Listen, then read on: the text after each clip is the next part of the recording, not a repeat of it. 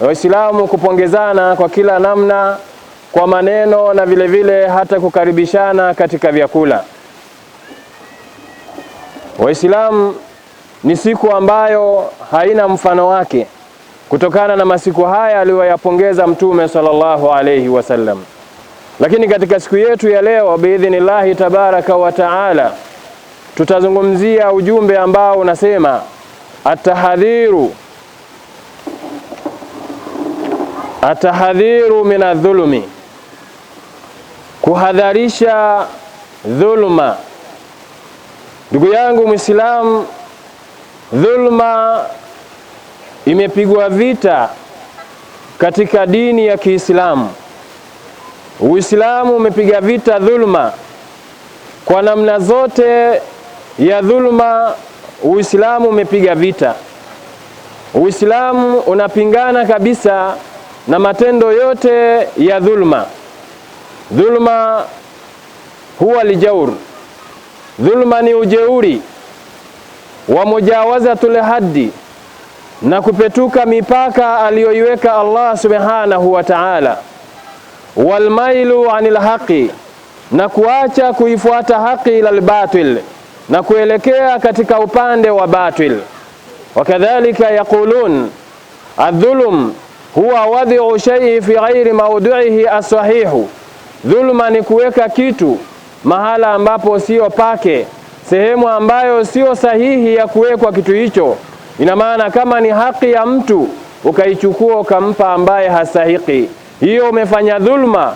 Na hii dhulma Allah subhanahu wa ta'ala ameipiga vita. Mtume sallallahu alayhi wasallama amepiga vita kwa namna yoyote ile.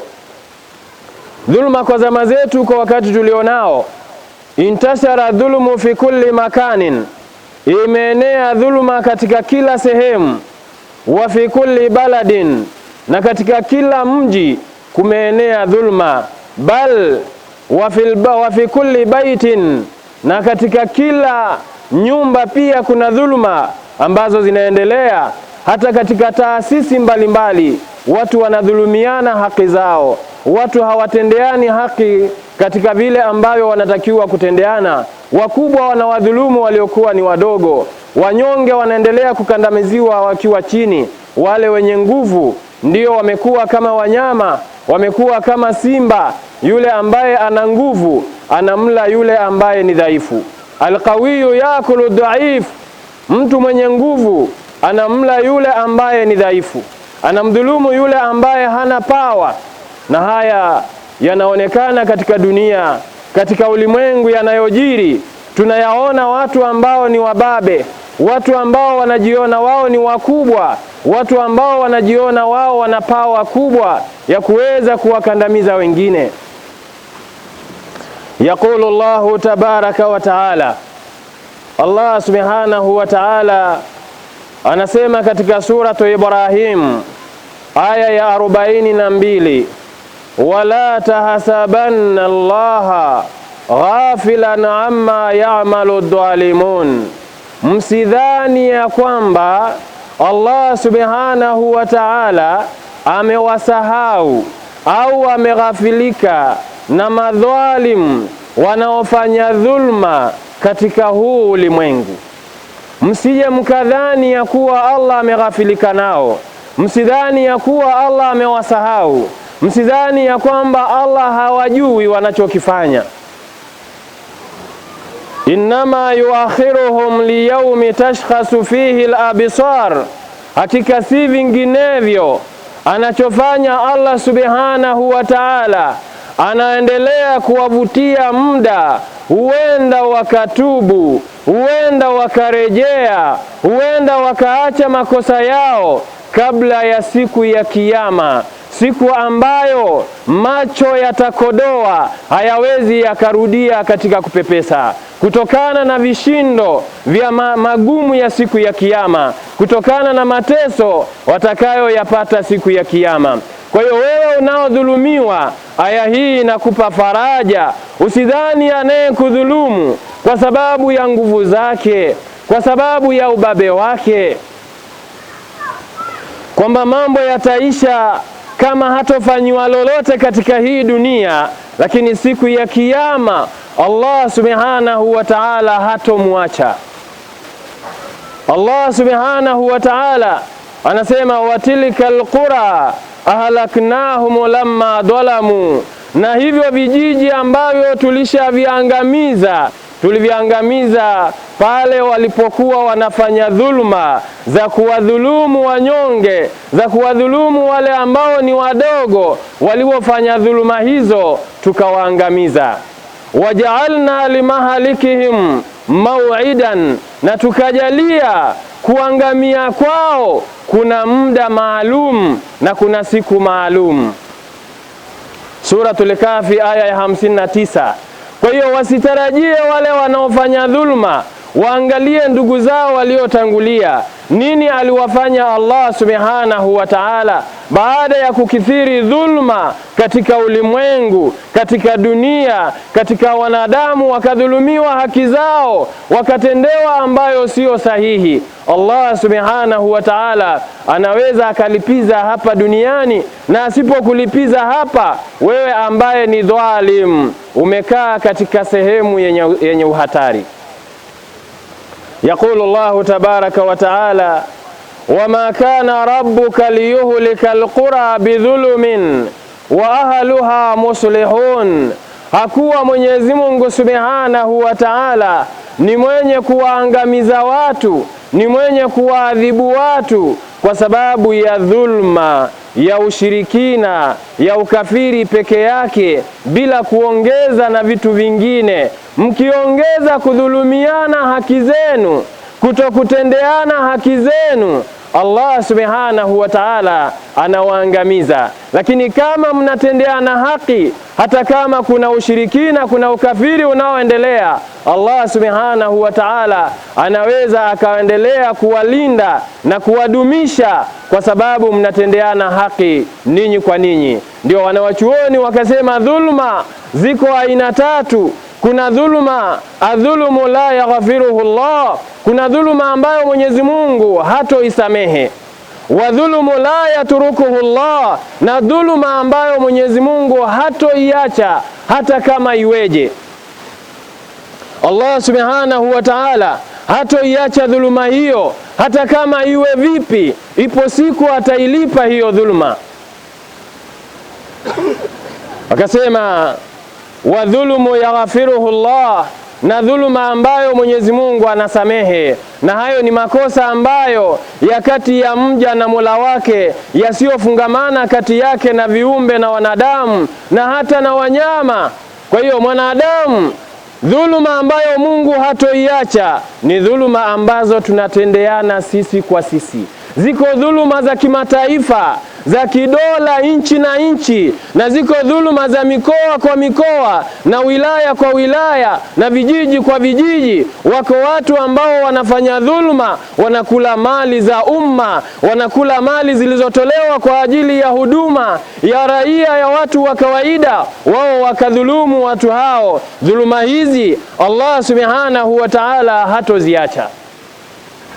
Ndugu yangu Muislamu, imekuja katika hadithi ya Abu Huraira radhiyallahu anhu kwamba Abu Huraira radhiyallahu anhu anasema qala Rasulullah sallallahu alayhi wasallama, anasema Mtume sallallahu alayhi wasallama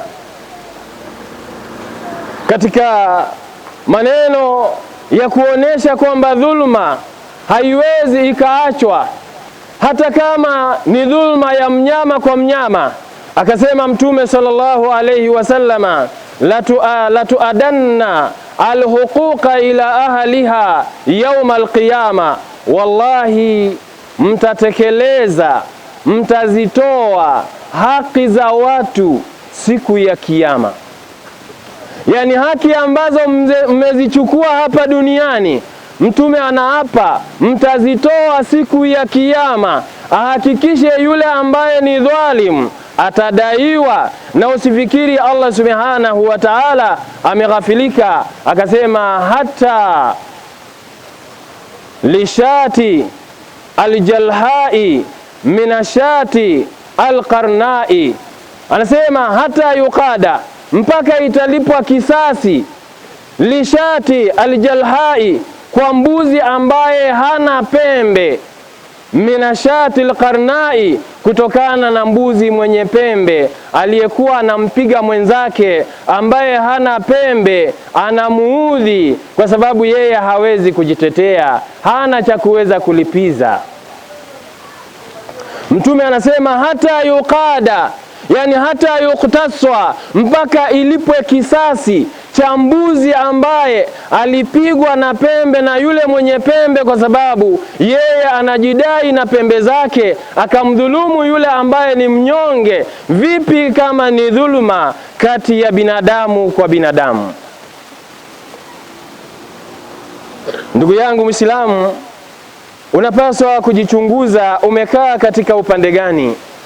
Upande wa dhalim au upande wa mwenye kudhulumiwa?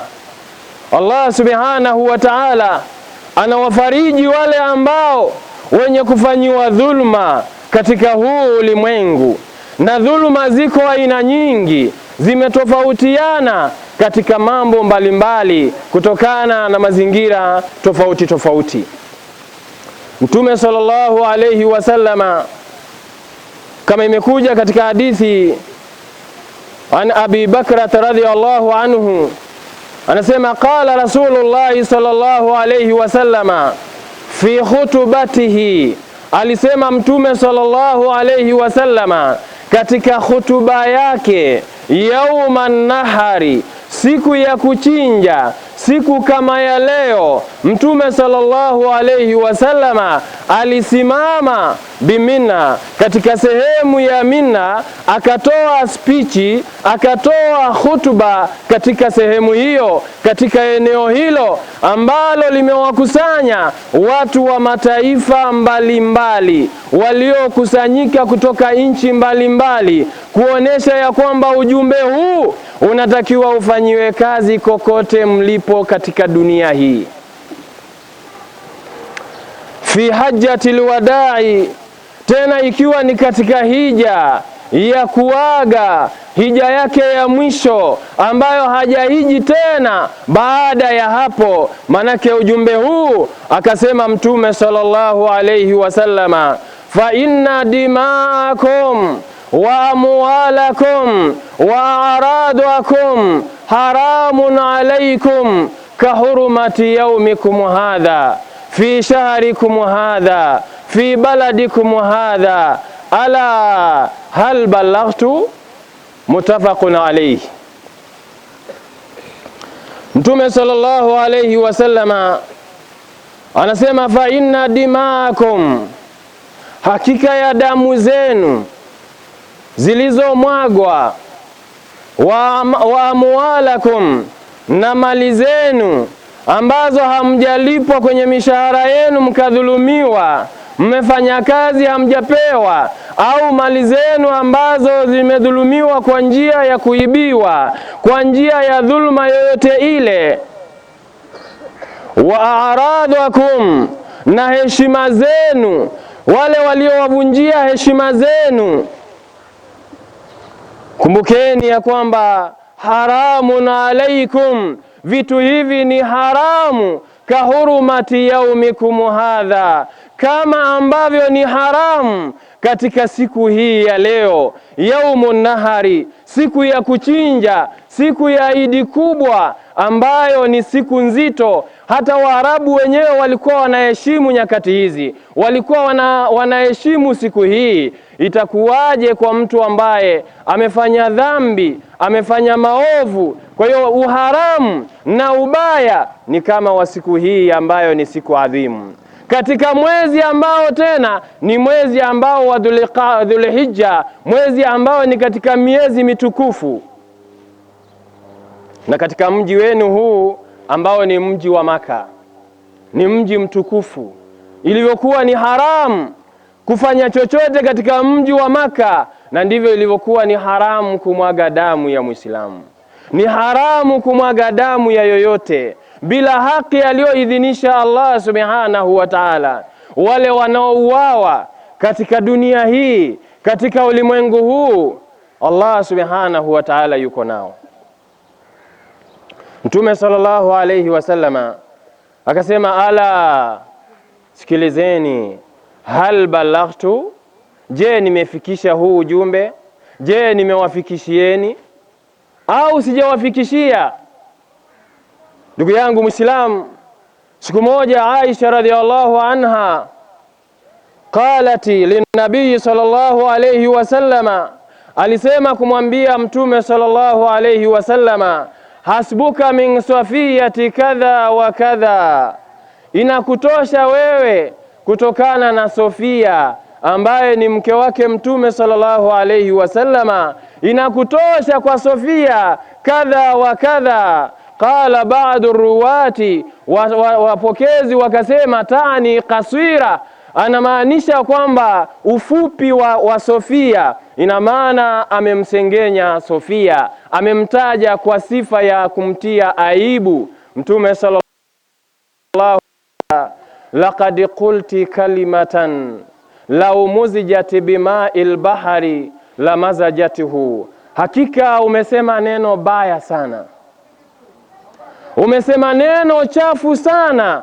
Lau neno hili lingechanganywa kwa ule ubaya wake na maji ya bahari, basi maji ya bahari yangebadilika rangi, maji ya bahari yangetoa harufu mbaya kwa sababu ya neno hili ambalo umelisema. Kusengenya tu, kuvunjiana heshima. Leo watu wengi wanashindwa hata kutembeleana kwa sababu ya watu wanaokuja kwenye nyumba za watu. Wao wanataka kujua huyo ana nini ili apate cha kupiga stori na wenzake, kumsema mwenzake. Haya ni katika maneno, ni katika vitu baya, ni katika vitu alivyovikemea Mtume sallallahu alayhi wasallama. Lakini ndio umma wetu leo, kumsengenya mwenzako, unamdadavua mwenzako, kumwanzia kichwani mpaka miguuni na mpaka maisha yake yote unamwanika na unamsema. Kama jamii inayazungumza hali ya kuwa inacheka na inafurahia. Imekuja katika hadithi ya Anasi radhiallahu anhu, anasema qala Rasulullah sallallahu alayhi wasallama, Mtume sallallahu alayhi wasallama anasema, lamma urija bi, wakati nilipopelekwa mi'raji, marartu biqaumin, nikapita kwa watu ambao lahum adhufarun min nuhasin, wana makucha marefu ya shaba, makucha marefu ya shaba, yakhmishuna ujuhahum wa sudurahum, huku wanajichanachana nyuso zao na vifua vyao kwa makucha hayo. Fakultu man haulai ya Jibril, nikasema kumuuliza Jibril, Jibril, hawa ni watu gani? Mbona wanajiadhibu wenyewe kwa makucha yao, wanajichanachana wenyewe kwa makucha yao? Faqala Jibril akamwambia Mtume sallallahu alaihi wasallam, ahaulai alladhina yakuluna luhuma an-nas, hawa ni watu ambao walikuwa wanakula nyama za watu duniani. Hawa ni wasengenyaji wakubwa, hawa ni walaji wa nyama za watu. Wayaqauna fi a'radihim, na wanaharibu heshima zao, wanawavunjia watu heshima zao. Rawahu Abu Daud. Ndugu yangu Muislamu, hii ndiyo inaonyesha maana ya Mtume sallallahu alayhi wasallama alivyokuwa akikataa, akasema fa inna dima'akum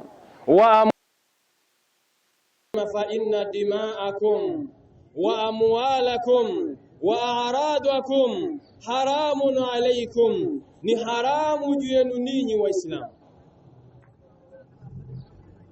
Imekuja ubaya wa dhulma, ameikataza Mwenyezi Mungu Subhanahu wa Ta'ala. Imekuja pia katika hadithi al-Qudusi an Abi Dharr al-Ghifari radiyallahu anhu qala Rasulullah sallallahu alayhi wasallam, qala Allah Ta'ala, Mtume akasema, amesema Allah Subhanahu wa Ta'ala, ya ibadi inni haramtu dhulma ala nafsi waj'altuhu bainakum muharraman fala tadhalamu, enyi waja wangu, hakika ya mimi, yani Allah anasema hakika ya mimi nimeharamisha dhulma juu ya nafsi yangu mimi. Yani Mungu ambaye ana uwezo wa kila namna, ana uwezo wa kuigeuza ardhi hii ya juu iende chini na ya chini ije juu, anao uwezo wa kuhamisha majabali na akayapeleka kokote, anao uwezo wa kuhamisha mabahari, lakini anasema mimi nimeharamisha dhulma. Pamoja na uwezo nilionao, hakuna binadamu ambaye ningetaka kumdhulumu, mimi ningeshindwa, kwa sababu dhulma sio katika tabia njema. Dhulma sio katika sifa iliyokuwa njema. Allah hasifiki na sifa ambayo ni mbaya, pamoja na kwamba Allah ana kila aina ya uwezo, lakini Allah hadhulumu waja wake. Na akasema waja'altuhu muharraman, na nimejalia dhulma ni haramu, fala tadhalamu, hivyo msidhulumiane, msifanyiane dhulma. Ndugu yangu Muislamu, kwa wewe ambaye unaona dhulma ni kitu cha kawaida, unaona kuwadhulumu wanyonge ni kitu cha kawaida, unaona kuwadhulumu wale ambao una uwezo wa kuwafanyia chochote ni kitu cha kawaida, jua ya kwamba Allah Subhanahu wa Ta'ala haipendi dhulma. Leo tunapiga kelele sana, tunadhulumiwa, lakini kumbe sisi wenyewe pia ni katika watu ambao wanafanya dhulma. Leo tunadhulumiana kati ya viongozi na wale wanaotawaliwa. Wale wanaotawaliwa nao wanafanya dhulma, hawana utii kwa viongozi wao, hawasikilizi viongozi wao, hawana adabu za kuongea na viongozi wao, na huku wanalalamika ya kwamba tunadhulumiwa. Na wewe pia unafanya dhulma ya kutokumtii kiongozi na kutokumtendea haki yake na kutokulinda heshima yake. Vipi unadai haki wakati unavunja haki? Allah Subhanahu wa Ta'ala anasema wala yajrimannakum shana'anu qaumin ala alla ta'dilu i'dilu huwa aqrabu litaqwa. Ubaya wa mtu usiwafanye na ninyi muwe wabaya, msifanye uadilifu. Fanyeni uadilifu, kwani uadilifu ndio ucha Mungu. Hata kama umedhulumiwa, tumia njia nzuri za kudai haki yako, na wewe usitumie njia mbaya ya kudai haki yako kwa sababu umedhulumiwa. Tujalie ya kwamba wewe umeajiriwa uko na bosi, unaanza kumtukana bosi kwa sababu amekudhulumu, matusi makubwa na kumtangaza vibaya kwa wafanyakazi, alafu huku unasema unadai haki yako. Ndugu yangu Muislamu, hii ni dhulma. Imekuja katika athari inasema ya kwamba kama takunu yuwalla alaikum, kama mtakavyokuwa ndivyo mtakavyotawaliwa. Yani ninyi mkiwa ni waovu, nao mtapewa watawala pia wawafanyie, kwa sababu ninyi wenyewe ni waovu. Wako wanaoidhoofisha kwamba ni kauli dhaifu, lakini wanasema maana yake ni sahihi. Kama ninyi mngekuwa ni watu wazuri, ina maana hata viongozi wangetokana na ninyi ambao ni wazuri, wangewaongoza vizuri. Lakini kwa sababu katika ninyi hakuna wazuri, ina maana pia mkamtanguliza yule ambaye ninyi mnamuona, lakini kumbe ndiyo yule mbaya wenu, atawafanyia yale msioyaridhia. Kwa nini? Kwa sababu sisi wenyewe si waadilifu. Sisi wenyewe hatuyatendi yaliyo ya haki. Lau kwamba sisi tungekuwa ni waadilifu, hata kama tumedhulumiwa tukapata njia anazoziridhia Allah, tukadai haki zetu kwa utaratibu unaokubalika, tunamridhisha Allah. Allah Subhanahu wa Ta'ala akiona ninyi ni watu wazuri, atawapa pia watu wazuri wa kuwatawala. Imekuja ndugu zangu katika imani, hii ni dhulma ambayo inafanyika katika ulimwengu, inafanyika katika dunia. Nyie mnaona huko wababe wanaofanyiana haya, mnayasikia, kila mtu anayaona, lakini tusiende huko tukaacha kuangalia ya kwetu. Hadithi ya Mtume sallallahu alayhi wasallama, ambayo pia ni sehemu katika hutuba aliyoitoa Mtume sallallahu alayhi wasallama katika hija yake ya kuaga, ambayo Jabiri radhiallahu anhu akiwa anatuambia ya kwamba Mtume sallallahu alayhi wasallam amesema, Fattaqullaha fin nisa'i, muogopeni Allah subhanahu wa ta'ala kwa wanawake. Fattaqullaha fin nisa'i, muogopeni Allah kwa wanawake. Manake ninyi wanaume ambao pia mmepewa nguvu zinazowazidi wanawake, msitumie udhaifu wa wanawake kuwakandamiza, kuwadhulumu haki zao, kwa sababu ninyi ni wababe. Mtume akasema, fa innakum akhadtumuhunna bi amanillah, hakika ninyi mmewachukua kwa ahadi ya Mungu. Hao wanawake mmewachukua kwa ahadi ya Allah. Wa akhadtum wa sahalaltum furujahunna bi kalimatillah, na vile vile mmehalalisha tupu zao kwa maneno ya ijabu wal qabul, kwamba umekubali, ndiyo nimekubali, ukaozeshwa, ukapewa. Mtume sallallahu alayhi wasallam akasema, msiwadhulumu haki zao, msiwadhulumu haki zao. Lakini pamoja na hivyo akasema, na ninyi wa alaikum alaihinna, na ninyi wanaume mnayo haki kwa wake zenu ambazo wanatakiwa kuwatendea.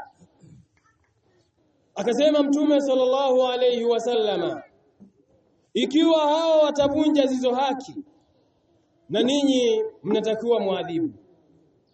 Akasema Mtume sallallahu alayhi wasallama, katika haki ambazo mlizonazo, alla yu'tina furushakum man takrahuna ahadan man takrahunahu, wasiingize kwenye nyumba zenu, kwenye majumba yenu watu ambao ninyi mnawachukia.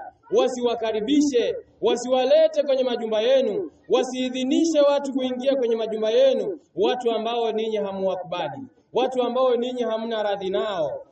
Fa in fa'alna dhalika, kama watafanya hilo, fadribuhunna darban ghaira mubarrihin, basi wapigeni, lakini kipigo kisichoacha athari yoyote, kisichojeruhi, kisichovunja, kisichotoa meno, kisichotoa ngeu. Mtume akatoa maelekezo, hata kama unampiga, lakini kipigo gani? Ndio maana wanachuoni wengine wakasema hii ya kuadhibu kwa watu wa kawaida wasitumie, watumie wale wanaojua, wamesoma namna ya kuadhibu au kutoa adhabu. Lakini Mtume sallallahu alayhi wasallam akasema, wa alayhinna walahum alayhi walahunna alaykum, na wao wanayo kwenu ninyi wanawake, wana haki kwenu ninyi. Haki zipi? Akasema, rizquhunna wa kiswatuhunna bil ma'ruf, nayo ni kuwalisha na kuwavalisha na mambo mengine yanayofungamana na haki zao, kuwapatia makazi ya kuishi. Ni haki yao wanawake wapate. Ni wangapi leo wamebebwa na wanawake, wanaishi kwa mishahara ya wanawake, wanaishi na kazi za wanawake, wao wamebaki tu kupiga mdomo, lakini hawashughuliki kuhudumia familia zao. Hii ni dhuluma inayofanyika ndani ya nyumba zetu. Leo mwanamke ameachwa bila talaka, anaambiwa yuko nje ya sanduku, yuko nje ya boksi, talaka hujampa, lakini pia kumhudumia umuhudumii. Wewe uliomchukua kwa maneno ya Allah, uliomchukua kwa ahadi ya Allah, unadhani ya kuwa Mwenyezi Mungu Subhanahu wa Ta'ala atakuacha hivi hivi? Hii ni dhuluma ambayo tunaifanya. Hii ni dhuluma ambayo inafanywa katika majumba. Usidhani ya kwamba dhuluma hizi Allah ameziacha. Ipo siku Allah Subhanahu wa Ta'ala atalipiza. Kama sio leo, basi subiri siku ya kiyama. Ndugu yangu Muislamu, kama unajua umemdhulumu mwenzako, na hizi ni katika haki ambazo ndio mbaya, ambayo Mwenyezi Mungu hatoziacha mpaka siku ya kiyama, iwe ni katika kutokutendeana haki au kudhulumiana haki zetu, Waislamu tutende haki, Waislamu tutende yale ambayo yanatakiwa. Nimalizie, Mtume sallallahu alayhi wasallama, siku moja masahaba walikuwa wanateswa sana na Makureishi, wanaadhibiwa sana na Makureishi kwa aina mbalimbali za adhabu, kwa mateso mbalimbali waliokuwa wanafanyiwa. Wengine wanawekwa juani, wanawekewa majiwe makubwa, wengine wanafanyiwa kadha wa kadha. Dhuluma ilikuwa imezidi, lakini Mtume sallallahu alayhi wasallama akawaambia, lau kharajtum ila ardhil habasha, lau kama mtatoka mkaenda kwenye ardhi ya Habasha, mkaenda kwenye ardhi nchi ya Habasha, Habasha ambayo sasa hivi inajulikana kama Ethiopia. Kama mtaenda kule, fa inna biha malikan la yudhlamu indahu ahadun, kwani katika nchi hiyo kuna mfalume ambayo mfalume huyo hakuna mtu anadhulumiwa mbele yake. Hakuna mtu anadhulumiwa mbele yake. Na huyu mfalume alikuwa ni, wakati huo kana Nasrania, alikuwa ni Mnaswara, si Muislamu, hajui Uislamu. Ndio maana tunaambiwa kwamba adunia tadumu ma al-adli wal kufri, dunia itadumu pamoja na uadilifu na ukafiri. Wala tadumu ma dhulumi wal islam, dunia haiwezi kadumu kwa kuwepo dhuluma na Uislamu upo. Kwa hiyo kama Uislamu upo na dhuluma zinafanyika, jua hakutoweza kudumu kwa dunia. Kwa hiyo Mtume sallallahu alaihi wasallama aliona kuna nafuu sana kuliko kubaki Maka. Wa masahaba wakaondoka kwenda Madina, wakaenda Ethiopia kwa ajili ya unafuu, ya uadilifu. Watu wanatendewa haki zao, watu wa mji huo wanatendewa haki zao. Kwa hiyo ndugu yangu Muislamu, hii inaonyesha kwamba hata kama watu wakawa ni wabaya, hata kama wakawa ni makafiri, lakini wanaweza wakawa ni waadilifu.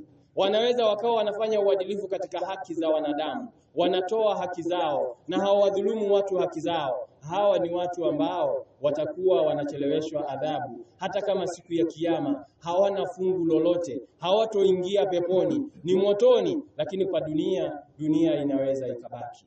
Je, nyumba zetu ambazo zinafanya dhuluma, leo tunalia ndoa hazidumu, wanawake hawataki kuolewa, wamekaa pembeni, wanaume hawataki kuoa kwa sababu tumefanyiana dhuluma, mpaka ndoa zimekosa baraka, mpaka ndoa zimekosa baraka, mpaka ndoa zimekosa huruma, zimekuwa ni kama majambazi wanaishi, mpaka wengine utamka kwamba tunatakiwa tuishi muamala wa kijambazi.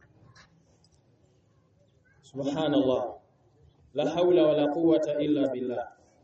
Ndugu katika imani, hii ni Idi tumemaliza, na tujue ya kwamba katika maneno ya kupongezana, maneno muhimu kabisa ni kusema taqabbalallahu minna wa minkum. Taqabbalallahu minna wa minkum. Haya ndio maneno ambayo ni mazuri ya kuweza kupongezana. Yapo na mengine, lakini haya ni ya kupongezana. Katika kufanya amali tumefunga, tumemaliza funga yetu. Allah Subhanahu wa Ta'ala atukubalie matendo yetu tuliyoyafanya. Atukubalie funga zetu tulizozifunga na matendo yetu tuliyoyafanya. Atujalie tuwe na muamala mzuri na wazazi wetu, tuwe na muamala mzuri na ndugu zetu na watu wetu wa karibu. Rabbana atina fid dunya hasana wa fil akhirati hasana wa qina adhaban nar. Allahumma ati anfusana taqwaha wa zakiha anta khairu man zakaha anta waliyuha wa maulaha. Wa sallallahu ala nabiyyina Muhammadin wa ala alihi wa sahbihi wa sallam. Walhamdulillahi rabbil alamin.